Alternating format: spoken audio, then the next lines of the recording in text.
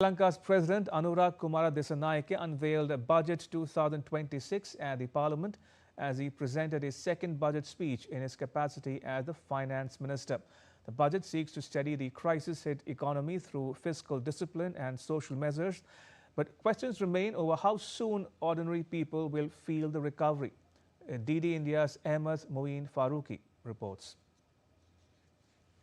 Sri Lankan President Anurag Kumara Dissanayake on Friday unveiled the 2026 budget focused on fiscal consolidation under the IMF program while aiming for a primary surplus of 2.3% and government revenue of around 15% of GDP.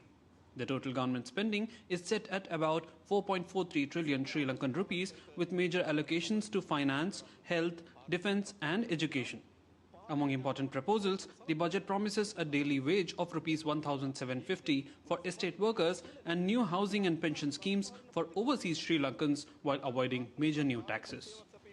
From budget deficits to the fact that we are in a primary surplus to the fact that our debt to GDP ratio seems to be coming down much faster than anticipated. All good signs in terms of how we are getting to 2028. A heartening aspect of the budget is that there's going to be reforms of two very important acts, which is the Strategic Development Act of 2008 and the Port City Economic Commission Act for 2021.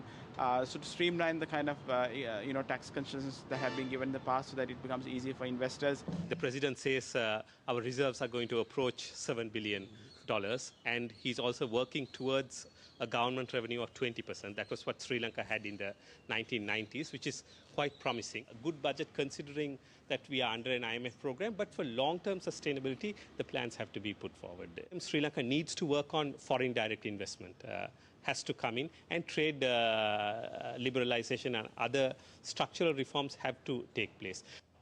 While the budget reinforces fiscal discipline, Sri Lanka's path to recovery will depend on balancing debt commitments with measures that revive growth and ease public hardship. Ahmed Moeen Faruqi, DD India, Colombo.